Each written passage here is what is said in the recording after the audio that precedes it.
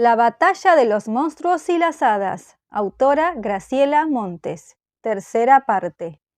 Ocupando el territorio enemigo. En realidad ninguno de nosotros tenía la menor idea de a qué se refería Cecilia, con eso de que le declaraba la guerra a su hermano. Por mi parte estaba convencido de que todo había terminado ahí. Hubiera jurado que media hora después estaríamos los 5 sentados tomando la leche. Yo lo más cerca posible del burrucha, porque siempre deja abandonados junto a la taza los rebordes crocantitos de las tostadas, que son, casualmente, mi merienda favorita. Había presenciado no una sino 1000 peleas entre Felipe Mus y Cecilia Mus, y jamás había visto que pasaran a mayores. Pero esta vez fue diferente. Cuando se oyó la voz de Silvia Mus llamándonos a la cocina, Cecilia gritó de inmediato que ella no tenía hambre. Y Violeta se solidarizó, por supuesto. Solo fuimos Felipe, Burrucha, por suerte, y yo, sonriéndole a Burrucha para mis adentros. Ese fue el primer error de Felipe, dejar el campo abandonado. Debo confesar que durante la merienda Felipe y Burrucha se rieron bastante y que yo moví la cola casi ininterrumpidamente, dado que, por ausencia de las chicas, Burrucha comió 4 tostadas en lugar de 2 y me dejó, por lo tanto, doble ración de rebordes crocantes.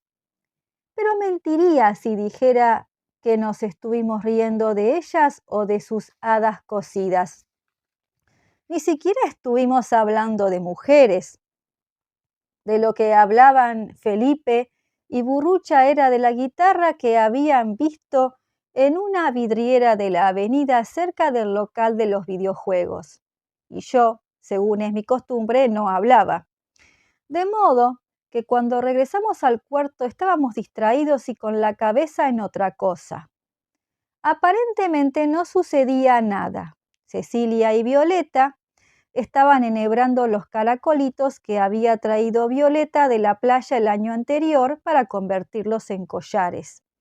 Yo andaba con ganas de una buena siesta después de una merienda tan abundante, de modo que me instalé en la zona de las hadas, que es en general más tranquila que la de los monstruos, y me quedé dormido al instante. Me despertó un grito furibundo. Era Felipe. ¿Quién pegó esto en mi pared? Silencio. No tuve más remedio que ir a ver por mi cuenta. Era cierto. Desde la ventana y en dirección a la pared negra hasta el mismísimo corazón de los ascos había una primorosa guirnalda de flores.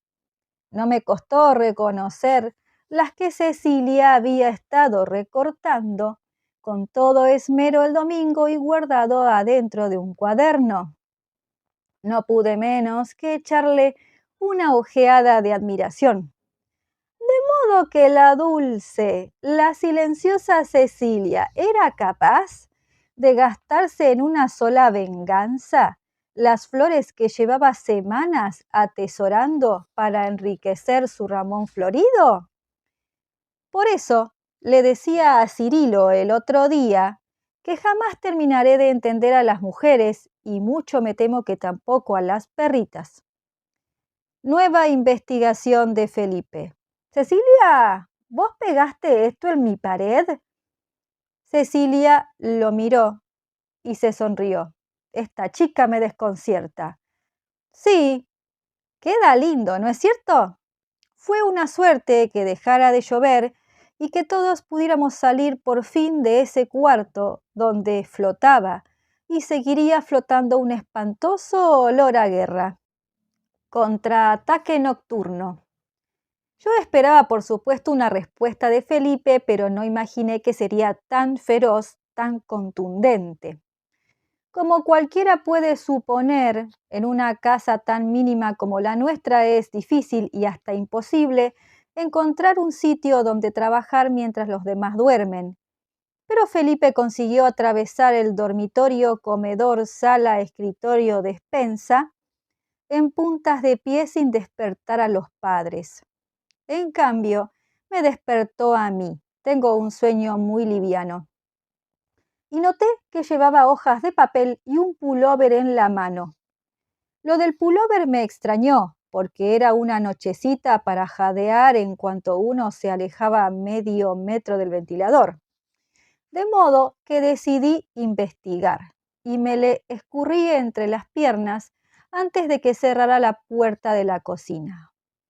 ¿Qué haces acá, Nepo?, me dijo, pero creo que en el fondo estaba contento de la compañía.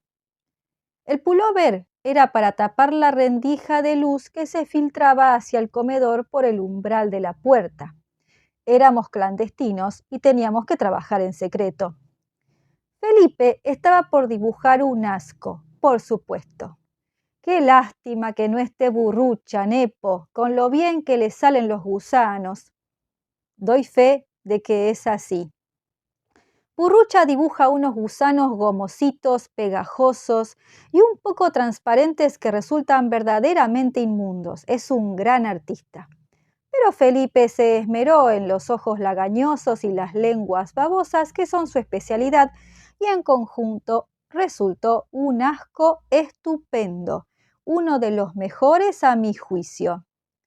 Estaba sentado y tenía dos cabezas, una más o menos a la altura de los hombros y otra que le crecía en una rodilla. La de los hombros, en lugar de pelo, tenía serpientes y la de la rodilla, ravioles. Creo que Felipe se dio cuenta de que a mí los ravioles no me parecían bichos demasiado asquerosos. Adoro los ravioles que hace Silvia Mus, porque me dijo: los ravioles en el pelo son muy asquerosos, ¿sabías? Además de ravioles, había de todo: ojos en la punta de la lengua, una lengua en lugar de corbata, renacuajos que vivían en la boca, lagartijas que salían de las orejas, orejas que crecían en las piernas. En fin, sería imposible agotar la descripción de un asco tan completo como ese. Era realmente desagradable, incluso para mí, que soy un perro de estómago resistente. Después Felipe apagó la luz de la cocina, quitó el pullover del umbral, abrió la puerta y salió en puntas de pie como había entrado. Me ordenó ir a mi cucha junto a la despensa. Yo le hice caso porque se me dio la gana y él se volvió a su cuarto. Al día siguiente le tocó gritar a Cecilia. Estaba furiosa y a punto de llorar. Felipe había sentado su asco encima del ramón florido, nada menos. Para ser más precisos, encima del narciso en el que por fin habían decidido de común acuerdo con Violeta que tenía que vivir Mariana, el hada recién cocida.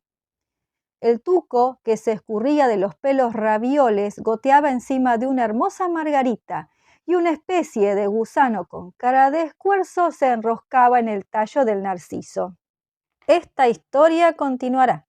Los espero en los próximos capítulos.